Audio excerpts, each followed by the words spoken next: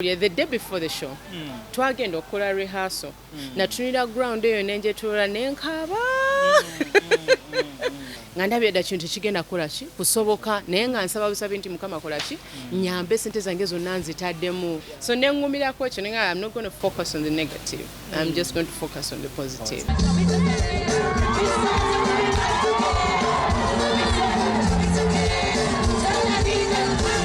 After the show, a few weeks, not back home side. Hey. Cindy badde. Nemba kubaka ekisajja kyange. So kitukuba social media yonna nefa. Well, it had to happen. First of all, you're proposing in February before the concert. Naye nali saagala kiranga because nali manya abantu bagendaga nti nnonya hype yaki. A concert. I like the guy. I don't care who liked who first. I like him, you know. So by the time when we're jajendi nangamba nti he wants to date me, nange naina interest because nali mulabye nankuba, you know. So nengamba kiriya, let's start going out. Yeah, but I'm a proper, you know, I'm a local woman. Gwa ino kunkwana. I think somehow simanyi in fact ochogeddeko nenkirowoozako I've always been attracted to fathers. Yeah, because Mario when amusanga alina omwana. Kenny when amusanga alina omwana. Ne Prince naye when I met him we had a child.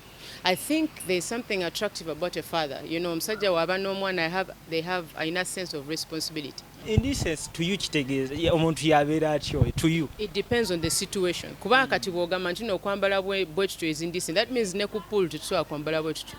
That means even if we go swimming, we're supposed to dress in a long outfit. So that's why it applies on where the person is. We're at a beach and all of us are in bikinis. So who is indecent? You know, we're there to swim and we're dressed appropriately. I'm there to entertain. I'm dressed appropriately for what I am doing. Fena twalibadde bakabi singa tukwatagana. Hey, fena twalibadde wala singa tukolagana. Naye mama zalawo ai tata ezalawo storage man nze sinibyebe to the king herself. Akonza kamaze kakoze bulungi. Kekano kali nkoze kafu Cindy baby akasera kano kenyini yatwegaseko wena atulaba akasera kano kenyini obviously lugiage manya gange nyongera okubebaza okubera nti mugoberera program zange zonna ezenjawulo. So twasembayo okwogera ne Cindy baby nga tugena mu boom party nakikuba nakigatta aftermath awo gwe twali tulinze nga tulina okuwa abantu level covid najja nga nkoye ne covid na in fact covid yes na inetaga time okuwumula mwana okitegera nga njagala okujja obebaza naye nga ndi mukoowu and then awo nali ready okudda corona nagwawo yes nga hoteli goyinza kunoonya akaseera teri nga tulina kutuula butuuzi yes tukuume obulamu time eyo so obulamu butambudde butasi butambudde bulungi you know in the very beginning kyali kyakabi kubanzi naye neetaga okuwumula so kyankulira so of course first month second month kati mwana ffe twagala kuddayo tukole you know tukooye okulya ku savings twagala kuddayo kati tukole yes so twasembayo bumpate tetwaddamu kutunulako eri bantu so tusoke tubale okuddamu okutunulira okwanalizinga sheno nga weyatambula to you how do you feel in the first place okubeera nti abantu bajja ne bakusupport? First of all I'm feeling very lucky feeling blessed simanyi engeri yakubuulira like nakati sikikiriza nze ne team yange we still sit down there ne tutakitegeera like how it happened you know abantu engeri gye bagetingamu convinced okujja because abannayuganda si bangu bakumatiza okitegera tuleba artist nga bambi alina ne music naye abantu ne batakola ki ne batalabika naye abantu okujja bwe batyo nakati neewuunya naye nga I feel really happy really blessed naye era ntiddemu okitegera bw'otuuka ezo level kati ogamba nzizaako ki mwana you know so byonna mwebiri awo yes being into music wali teri kutya oye music teri kutya music abadde for over the years Cindy amidst okutegeka sheno bingi byayogerwa ate ne ku stage moment waliwo moment eyo gye watwala amafumu wali ngogamwagambe tekijja soboka abantu omanyi abantu bayina they were right to get scared you know bafani bange oba bacritique oba hate I don't care naye bonna abali ku page yange nga bangamba Cindy tolanga nga ndaba bannange kituufu nali siranga channels buli omu zaakozesa every time nti social media was trending all the time because you know because oyogamba sho tegenda kukola kati mu process oyogamba tegenda kukola nga bali giranga you know mu kugamba mbu egenda flopping in that process we're getting to hear about it naye nga abantu bali disappointed because sakozesa channels buli omu zaakozesa so nga nange ndaba nti bano abantu bali right naye eno traditional way yokulanga si gye njagala okukola because kinali njagala okukola baali tebakikolangako so tewaliwo learning book ey'okujjuza akafo bwentyo because yes osobola gende baba promoter n'obuuza you know keti ofuna otya abantu I don't know mutwalo ajja kunnyumeza mutwalo gumu kitundu mitwalo ebiri ajja kunnyumeza naye tosobola kumubuuza ofuna otya abantu emitwalo enanga naye takolangako ki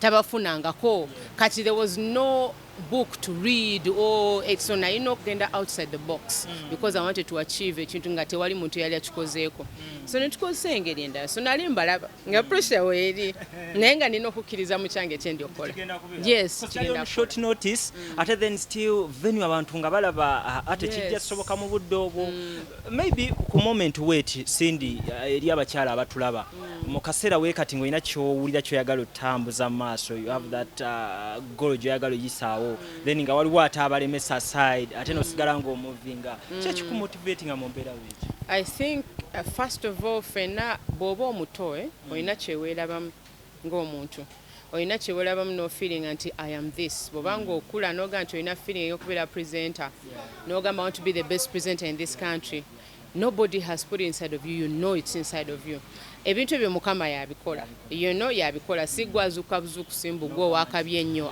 just mukama kwatako noga njagala fuuka kino me I think tulina otandika okukkiriza mu eryo eddoboozi because me growing up nakkiriza mu eryo eddoboozi mama wange nampa amaanyi nangamba nga tulera mu kayumba kaffe tetulina ssente n'emmere ebula naye nga ngamba nti Cindy ogenda fuuka owakabi nze nina feeling eno togenda fuuka owakabi nange nentambula nakyo so growing up kigenze kikula nganda kituufu ntuuse wano you know so nengenda nga nkuze ekyo so njagala buli mukazi ali eyo if you have a gut feeling because kyokka kinalina nali sirina mbu omuntu andagirira oba just nalina that gut feeling I can do this bw'oba olina gut feeling gigobeere sinti all the time ejja kukola concert zange ezasooka ebbiri tezaakola you know abantu abasinga bagamba naye Cindy tayiga wali eryo sege wali byagana nawe olina ebigaana era nakati agenda kuddamu ekitegeera kati eno venue nene but it's that ekitegeera eyo feeling ey'omunda gye nalina nagibelievinga mpaka the last minute yes feelings aside leka tutunuulire embeera ya final day show erina okubeerayo okutte saving wo yenna for over the years omuinvestinze mu show gyotamanya egenda kubeera etya eyogeddwako ebigambo how was the experience ddala ku ka investment ko konna okayiye mu share simanyi engeri yakubulira the day before the show twagenda okukola rehearsal natunira ground eyo nenjetoola nenkaaba nenkaba nazimba amaaso era najjaku eyo show I think it's because we have very good makeup and everything mwaite musobola kiraba naye nali myusa amaaso nze nali simanyi what's going to happen naye nga nkabira mukama mugamba kino ekintu gwe yakitandiika simanyi ngeri gye how did I do this at a certain point nga ndooza nkoze ekyobusiru kweri you know kubanga natuulaawo nendaba eyo ground nga ndabye dda kintu kigenda kukola ki kusoboka naye nga nsaba busabe nti mukama kola ki nyambe sente zange zonna nzitaddemu you know luli eri kale gundi amateeka concert teyakola nnyo run this city nayo teyakola nnyo wenakola night with Cindy nayo teyakola but this time I've invested 4 times more money into it and all my money is on this natural stage nga yeyo sente zange ziweddewo you know so it was omutima gwankuba but there was this part nti I'm also excited that what if chikwatayo okitegeera kyengamba what if chikwatayo so nengumirako ekyo nenga I'm not going to focus on the negative I'm just going to focus on the positive yes abantu bampa amagezi mangi nyaawo makati kubira ono promoter kubira oli bw'otateekako international artist ogenda funa tolangiddeeko bano ba artist abanene ate nga basinga tebaliwo baali busy balina show nga bagamba nyinza okujja late nyinza obutajja kyovola batandika okujja because they got time naye nga tebaali sure nga mbaga batoli sure sagala kulimba abantu so nensalawo mosa artist nensirika about them so many things naye mwana nange sikiriza nkyakwatayo naye nga kyakwatayo So that case singa kyagaana singa sindi tetumanyi na waali. Nedda era naliyimbye. I'm just that kind of person is that naliwulidde bubi nenkaaba byonna nenkomawo ku stage n'ennyimba. So besides akasente komalimuko akamabanja ke wali weewozeewoze wabali. Seewola yadde n'ekikumi. Because kye nali ngenda okukola nali simanyi nti kinaakola. So nga sagala kwewola sente zesobola sasula. So zonna zaali zange. Tebwali nti muganda wange yampa sente oba kika twalina companies ezaatuwa oba nkugambye nti abatuwa like assistance nga bagula tables 2 tables 3 okitegeera nga owa hill water owa tirupai overseas like twalina bo small sponsors who kept coming in and so baatuwa like a little help naye tewali wambu sponsorship apart from abagundi aba Tusker Malt Lager. So bo baatuwa sente ezaatuyambako okusasula the venue. Yes, but that was it. Okitegeera kyengamba waliyo production owokusasula which was we were hiring the biggest stage ever in the country. Most of the time your stage by international bokawe bagikozesa. So we wanted to use it for a local show. That means we had to pay international prizes okusasula your show. Promotional team yange badansa bangi bandi smile okitegeera byonna byali bya bay. So I invested in it, but I believed, man. I had to. At a certain point, you feel like you have to. Because industry yafe webange ekoma bukomi wano. No tukao. Kati omuntu agenda tuza ku next level has to be one person who believes, you know. In the very beginning we twatandika nsonyiwa okwogera ennyo. Naye bwe twatandika ne Kamili yali bwatu talina kye yasangawo. You know, he faked an industry until we believed in it. Yatulemerako nnyonnyo na kisona paka ne tukola kitukirizamu. So somebody had to do that. So I decided ngenda kikolera abakyala. Yes, nenkola ekyo. Yes. Question on the artists abajja oba ddala ne tutunulya poster yo tekwaliko nnyo bayimbi banno abanene bozo serving nabo mu industry eno. Abantu abasinga bakiridatinga nti maybe naye ku show z'abalala totera bayimbirako. Omanyi what happens ku show zaffe bw'oba oyagala artist aje omukubira n'omugamba nje kati nze nayita ku ezo levels okuba nti nesiba ku bantu mbu nze buzi ku show nga teri annanze olina okwogera ne artist you know because you can show up nga talina budde bwo nga takusuubira nga yes akwagala nnyo naye program erunninga bweti tuliiko so nali sagala kola ekyo so artist oba neetaaga kulonki alina okukola ki okunkubira nangamba sindi jangu era nja kujja you know so that sometimes it has happened to artists ankubide kwolwo lunaku nangamba nti mwana sindi show yange irero nga bomanyi jangu oyitewo nga nina show so it hasn't happened naye si bwe kiri nti nze sirabika ku show z'abantu no abantu tebankubira for their concerts no they don't call me but when they call me I show up. Yes. But for this case waliwo nayo botaakubira naye ne bashowing up. Yes, wali abantu abasinga abashowing up nabakubira. Naye kati abasinga kati nga bola the big artists. Na bebe yangamba ngenda I'm going to help you okulanga. Ojje wano tuwogere biki wano post about it but simanyi oba nasobola okukola ki okulabika. Lillian had to cancel in the last minute because yafuna show. So nga jukira bwe tweyamba it's not a paying gig we're helping each other so I had to understand that Lillian Babazi can't make it nsina buzibu naye then Kamili kyekimu nayogera nangamba siri sure so sagala kugamba onteke ku poster nga siri sure Kenzo nangamba 100% ndi nawe naye siri sure so that's why sina gwe nakola ki gwe nateeka ku poster ne nangamba nabali sure bobo na nembateekako so these other artists came and supported because they said obudde bwawera nga wendi so they decided to come to the show. Yeah. On the side of the dancers crew yo always ebeerawo okulaba nti mutusanyusa that same date twagenda tuka kushonga aliwo question on dress code nga batukanzemu awo sindi wayayambalira obubi bawedde biki simanyi ba somehow kyatwistingamuko mu mbeera gye mwali show chantiisa a little bit nakiwulira you know nga minister kyogeddeko mbuwe ethics and integrity biki sindi bwalinya ku stage tugenda mujjayo chantiisa for a little bit but it had gone too far. I'd invested too much naye sina sente ndala za orderinga costumes empya okitegeera nenga amanyi kyoba yagala kujja ku stage nga janoonyeza an indecent person because if you want to look for an indecent person go to a decent public and get them out because that's terrible naye tosobola kunsanga mu kiduula noganyambadde bubi that is the moment for me okwambala obubi you know because I'm in a club naye bwonsanga nti ndimisana mu restaurant you know abantu balimbya bwenyambadde bubi kiriya so nenkirowoozako all angles nga amanyi ki aizulu you know oba jakaje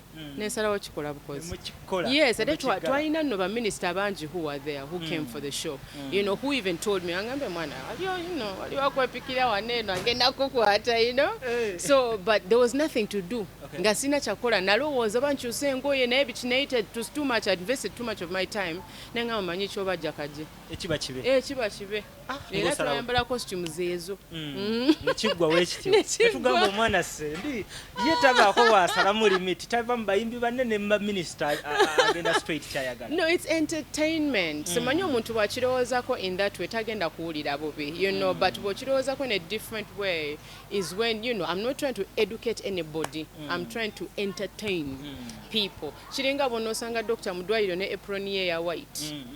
Bw'aba ali awo bw'atyo bw'agenda okwambala naye bw'ajjamu ezo engoye mu club okiteegere bw'ogamba naye naawe tumanyi nti oli doctor naye tuveeko, you know, so that is how it's inappropriate. If you find me dressed like that somewhere else, kale naye ndi ku stage ndi kuyimba music yoyo kiteegere that's the style, that's what we're there for. I don't think that's the moment to look for an indecent person. No. So in this sense, to you kitegeeza omuntu yabeera atyo to you? It depends on the situation. Kubanga kati bw'ogamba nti okwambala bwe kityo is indecent, that means ne ku pool tetusobola kwambala bwe kityo. That means even if we go swimming, we're supposed to dress in a long outfit. So that's why it applies on where the person is. We're at a beach and all of us are in bikinis. So who is indecent? You know, we're there to swim and we're dressed appropriately. I'm there to entertain. I'm dressed appropriately for what I am doing. Naye bw'onsanga nti ndi mu queue mu banka nga nyambadde obuntu bwange obwent kale, you know, njolo ntwale mu prison. But I'm there for that. Yes, that's what the people have come to get. Tewali muntu azze ku stage okulaba Cindy ng'ayambadde nga secretary we, ng'ayambadde ng'omusomesa we ku ssomero. Nobody pays for that. No, naye baze kulaba oli Cindy omulalo oyo gwe basasulira gwe baagala. Yes. Now that one tewali stage kati wano wano oba obeera okikoze kati nibe oba ogwawa wano. Wano nze nenyambadde bulungi ne muwala wange okitegeera. Yes, now I'm decent. So wano ogenda mu bank? Wano ndikiriya wonna ninyawo. You know, kati awo bwonkwata n'ogamba kale kiriya naye tonoonyeza ku stage, you know, mu kiduula onoonya bali indecent. No, that's not the place. Okay, Cindy, katufa ku kya concert. Wali otusuubiza okukola label yo, your record label. Otuusewa? I'm working on it. I'm getting partners as well. Saga kikola nzeka. So I think in fact in ekintu kitutuddemu. So it's been hard to meet and actually talk. How are we doing this the right way? I'd like to start the label and start auditioning artists and pick the first 4 artists to signing a call and start training them. Yeah. So when is that? First of all, by not tutor, you know, and then I will say in this period of time we'll do this. Yes, because right now I don't yet know. But by tutor, we are free to gather, and then we can start the process, you know, and then say at this date, this period of time we'll have our artists. But hopefully by the beginning of next year, Jan and Feb, we'll have our first phase of artists, but to, you know, who we unveil to the people. Yeah. So then tutunulire ebirabo ebyava mu concert. Could be tugambe nti oba nakyo kirabo. Most waliwo ekyakwata abantu ennyo. After the show, a few weeks, not back home omusajja. Cindy badde. Nemba kubaka ekisajja kyange. Osoko kitukuba social media yonna nefa. Well, it had to happen. First of all, you're proposing in February before the concert. Naye nali saagala kiranga because nali manyi abantu bagendaga nti nnoonya hype eya concert. Of course nali njagala hype ya concert naye saagala kukozesa omukwano gwange nti nanga concert tebikwatagana. So after the concert nga sina kyembeetaaza ne ndyoka mbanjuliraani Kigayi. Yes. It was the right time. Gayi ono kimukwatagana ddi because tumumanyi mu movies, tumumanyi mu kusomesa. He's a cinematographer. Nasoko meeting atwali mu interview Bish Films gye yakola eri kuzanya ku Pearl Magic Cat. Twagikola dda. So the first time I met him, I thought he was a handsome guy, you know, dark, tall, handsome, you know. But we didn't talk at that time. It was like, hey, it was professional. Then the meeting era ku set eya Bella. So ku Bella ne tukola because I don't mix business with pleasure. So Bella we just worked. After Bella was done and you know ne tutandika okudatinga nantwala out biki ebyo nga buli omu byakola and then we liked each other. Ne twesiima tutandika dating. Yeah. But in this sense bagamba go amusooka getting an interest mu ye. Tukyavaawa. I like the guy. I don't care who liked who first. I like him, you know. So by the time when we're jajendi nangamba nti he wants to date me, nange naina interest because nali mulabye nankuba, you know. So nengamba kiriya, let's start going out. Yeah, but I'm a proper, you know, I'm a local woman. Go I know kunkwan. Yeah, it has to be that way, and that's how it happened. Yes. So tali part of your management because before nga tonamujjayo kumulaga abantu tulaba bayatambulanga nnyo cross naawe. Yes. Ali part of the management still? No, he's not part of my management. No. Teri era oba onetaga ku interview tokubira bawange. No, you still call the same channels. So he's still just my man, tali mu team yange. Olusi bwajja n'ayamba buyambi nga bw'anaayamba sexewe, you know? But not mbu ali part of any decisions to make with my career, no. Not at all, nedda. So for this sister kutwale mu gundi mu sector ya movies so much than music? Nedda. I think as a person mumanyi nesalirawo nnyo. I'm very stubborn in that area and I want to do things because I want to do them. Not because gongambi, you know that we need to do it. Nze nalina interest ya movies nenga sisanga nko director ali serious. You know, I don't want to attach my brand to something which is not serious. So when I'm meeting a bish, nampa script ye na bwe ndaba engeri gyakoze ne, you know, his experience with movies, nenga akankole naye, you know. Then I met Prince on set. You know, not because Prince yantwala ku movies, no. It's actually bish yantwala to movies. Then we started working. Yes. Kyakyenjawulo omwami ono kyalina ekyaleetera okuba nti abala ffenna tetwafuna that chance. Well, first of all, I cannot start to explain. You know what I mean? I cannot start to explain. Abantu abasinga tebamanyi what I like as a person. Abantu abasinga basuubira nti I like this, you know, because of the life that I live. Because ndi artist omuntu agenda kusuubira nti njagala omusajja ow'essente, njagala omusajja ow'esswaga ali bw'ati na bw'ati. So it's different. Abakitunya mu angle is that njagala nze kyesirina. Sagala muntu agenda okumpa kye nina already. Because nina essente, nina erinnya. So sikwetaaga kuba na ssente naki nalinnya. Njagala omusajja of course andabirira atali musajja nti nze gwe ndabirira. But I don't need the man to have money. It's nice for him to have money. Nesi kyekindu munkyetaaga. So I don't want you to give me what I already have. It doesn't make any sense. If I have money, you also have money. I'm busy, you're also busy. I'm a celeb, you're also a celeb. No, I want you to give me something which I don't have. And that's exactly what Prince gives me. Ali muntu nti wanjawulo. Okitegeera bwenva ku mulimu nezde waka I come back to a different life, to a different person. Kuba nze biri bimbowa. I've lived it 15 years. I've been an artist. I've been a professional artist. So I don't want to come back to the same Kabozi. So he's a different world and it's always interesting. Yes. I think kino kize nnyo ku bayimbi gwe ne Rema Namakula. Nja mukosanga example. Nti mwe always babaliretingira okubeera nti mwagala nnyo abasajja be mufuga.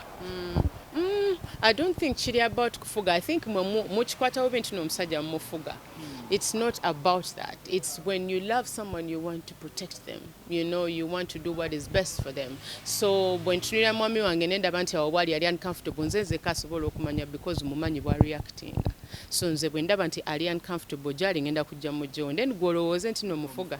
And yet for me nti mulabye nti nali uncomfortable because bwembanga nze nkumanyi nti twetegeera. Nzajja otegeera nti bw'otandika okkankana engalo otidde. Naye omuntu omulala agenda kulozala benjaga. Okitegera kye ngamba. Naye nze kuba nkumanyi nagamba baby atidde tumujje waawo. Oba ngambe abe genda omuyambe mujje waawo. Naye omuntu omulala akiraba agenda kiraba bubi. So si bwe kiri. No, we just need a man who listens, who values us. Yes. Because we've got the money, we've got the fame, so we don't need that. Yeah. So sindika tuva kweno relationship tubagaliza mirembe. But oyinayo abaana before this relationship. Simanyi oba side eri naye yasangibwa ina abaana oba in case abatayina kimachinga kitya relationship eri mu camp emu already erina omwana endala oba tayina oba mulina. I think somehow simanyi in fact okyogedeko nenkirowozaako I've always been attracted to fathers. Yeah, because Mario when amusanga alina omwana. Kenny when amusanga alina omwana. Ne Prince naye when I met him we had a child. I think there's something attractive about a father. You know, msajja waba n'omwana they have a sense of responsibility. Ja feeling atogiraba ne mungeri je isamo kiraba. Leka bana basajja bazaala namwerabira. Okitegeera but a man who is actively mu bulamu bw'omwana ine engeri je yeyisamu kikukuza mu bwongo bw'ozaala. So I've been attracted to men like that. So sometimes it's difficult nga wakamusanga because you know forging a relationship nani n'omwana. Omutima gw'omuzadde guli mu mwana we era oba tusobola kumatiza mwana oyo omusajja oba tomulina so kiba kizibu but you know you learn mpola mpola n'okiwa obudde omwana omuwangula omanyi nti omusajja omulina yes oba omulina ennaku ezirimu emabega kawo nakeberako ku Facebook page yo waliwo clip gye wakola ng'ogenda kukimayo dota wali omukima wa taata we? Yes, nali mujja wa taata we. Kati mu mbeera bwetyo ng'okyadde wa taata wo omwana wo mugenda kikola ki? Nze ne taata w'omwana twetereza dda okitegeera twayawukana bubi. It was not nice. Ne tugenda mu kkooti n'agezaako okunziggyako omwana, so twalwana in the beginning because yali tayagala kunta. So but after some time obusungu ne bukendeera ne tubivaako. He started dating, nafuna omukazi nafuna omusajja, kati alina omukazi like he's actively in another relationship. So twayogera ng'abakulu, we're raising a beautiful child together. Tulekerawo bikola. Okitegeera Mukama n'annyamba n'aba ne twetegeera. So tuli clear. So nave wakola olunaku ne ntambula like a whole hour. Yeah. It was really far. Nentambula ne ngenda ne mukima ne tukomayo waka. Yeah. So waliwo meeting point eyo ng'onakima omwana oba omukima wakaawo? Sometimes kisinzira. Bw'aba ali waka mukima waka. Ewaka wali mukazi wato omulala? Mukazi we gy'ali. Ne mukazi we gy'ali, omukazi mumanyi twemanyi. Yes, twemanyi. So we musanga talina buzibu like omanyi waliyo levels otuukeza maturity ng'omukazi n'otuuka n'okkiriza nti this happened. When we were young ebyo bibaawo nti kati n'owulira bubi naye kati bw'okula nze naye twogera nze kyenkola nti Mario wafuna omukazi njogera n'omukazi ne mugamba omwana wange obeeranga naye half the time you're with my child saagala kuba na buzibu naawe okitegeera so twetegeere musajja wo kyaggwa but us we need to be okay with each other because gwe nga gwe kale tusobola okwekuba naye omukyalo oyo alina omwana wo so asobola omukola kyayagala because oyo mwana muto so nasalawo nti nze relationship yange n'abakazi be tubeera kiriya because omwana wange akola ki abeera nabo half the time so me and her okay so amukima waka sometimes omukyala yaba amuvuga ng'avuga omwana wange nengenda ne mujja yes n'amuleeta ne twesanga wa supermarket obawa n'amumpa n'enzirayo waka tuli okay mukikola bulungi nnyo. Si changu. It takes a certain level of, maturity. Yeah. Yes. So for this case, we're trying to musajja wo mupya. Ogenda kifula di official. Right now it is official because we announced our engagement, so it's official. So we are planning our next move, and we will let you know when we are ready. Soon. Yeah. Tulinze okwanjula okwo. Kujja yes. Naye nga gwe oyinza otuukako level y'ebyokwanjula ebyo biki nkyagala nnyo nkyagala I want it. I've always wanted it. Relationships zange zonna muze muziraba nti tulina bwe tutuuka because njagala. I want it to happen. Naye just somehow we fail to get there kuba tetwetegedde. So but I really wanted to get there. But sisobola as a woman we're playing with hearts. It's very unpredictable. I can't sit here and say guaranteed agenda kumpasa. I can't say that. What I can tell you is that we love each other. We want to be together right now. Yes. It changes chimanyi. Yeah. Nainga oyagala werabeko mu Gomez. Ngoli mu kwanjula, oli mu kubukabuka. Ngenpeleze ne Queen invite aje. Nga bwe yaje walema. Naye Cindy, mu style of music gyokola ne character yo ng'omuntu. Ofunyemukko obuzibu mu relationship nga waliwo kwegamba ng'omuntu akufunira mu kifaananyi kirala ate ng'oyinza okuba oli kirala. Kituufu, yes. Naddala bwe nali ne Kenny, it was the same, it was that situation. Is that yantegeera as an artist. And at that time, I didn't think about it. I didn't start all the time me and get to, introduce this other person to him. Because to a meeting out, you sang a no muntu and he's a nice guy, and then tomorrow you're out for lunch, the other day you're out for this and you're out for that.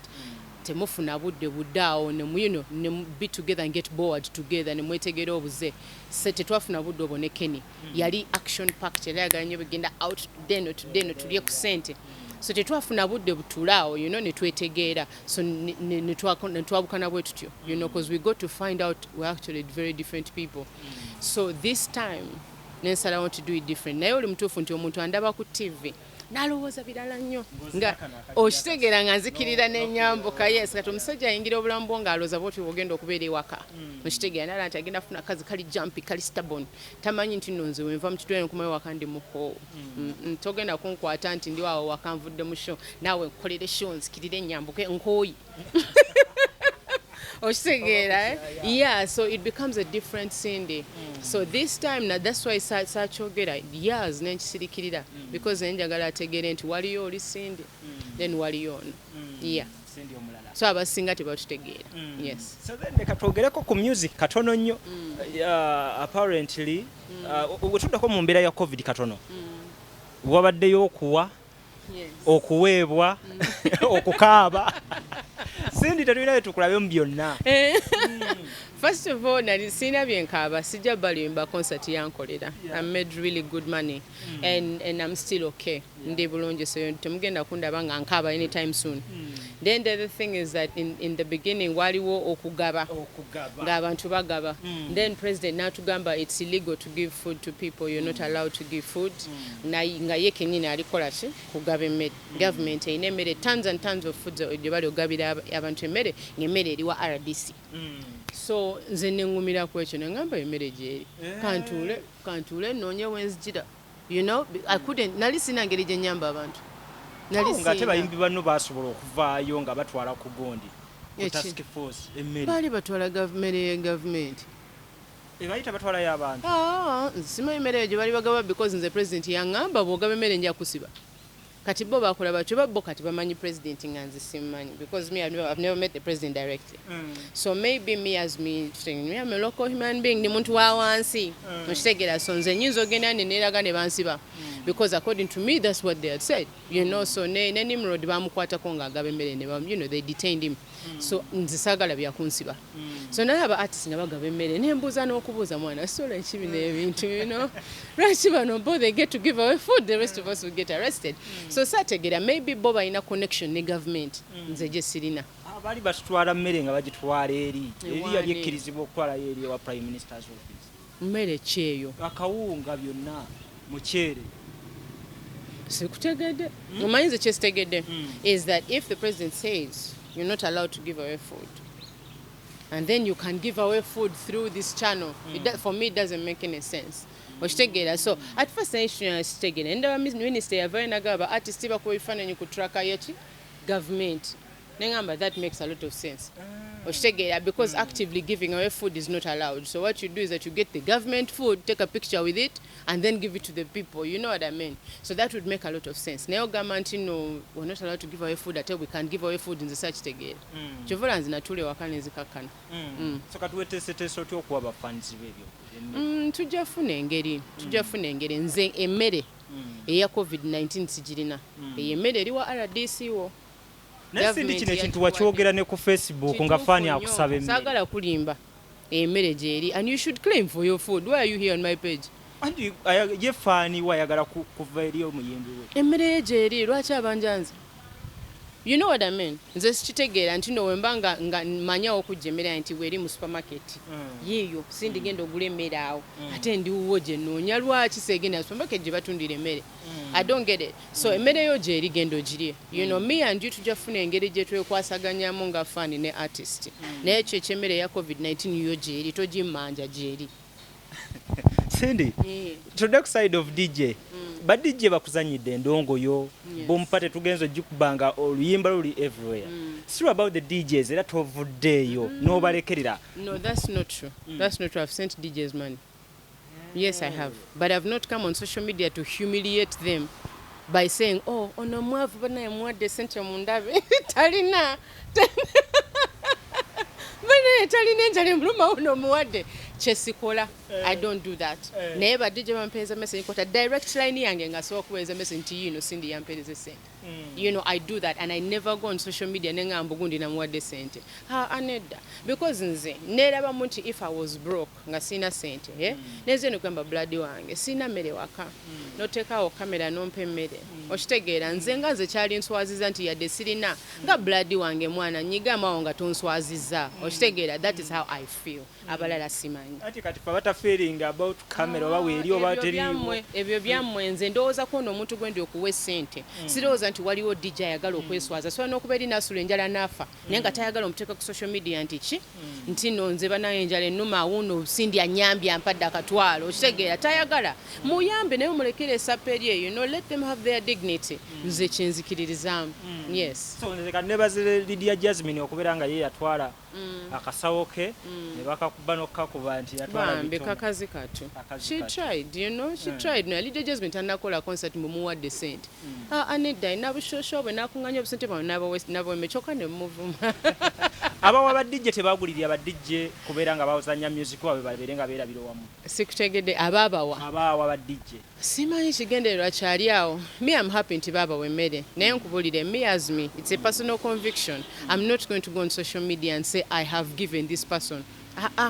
Nze ndaba nga kibaswaza nga ba DJ bambi wabeera eri musaperi alina beyeewaniramu yonna ne bamulaba ne balowooza nti waakabi then gwe n'ojja n'omuparading ku social media nti omuwadde kilo 10 eza posho it's degrading nze bwe nkirowoozaako and nze sikikola naye ba DJ bakimanyi abantuukirire bagamba muno sindi nnyamba mbayambi. Kale nga tumaliriza wano wennyini njagala obaweera Streamax zo then still talk about your new music mwina oluyimba olupya ne Mikuwai nalwo lwogereko then tubeere nga tuluyita olunaku tusobola onyumya paka kiro kituufu naddala nze naawe. So first of all mbebaza thank you so much for the support. Akayimba kaffe ne Mikuwai ne kafulumyeyo bakayita Watya Boba Watya girl move out away nga we batuta government we can shoot videos to demo tukube shonga bwe kiri naye katugumire embeera mwana sanitize social distance bichi let's stay away from this corona disease yeah man.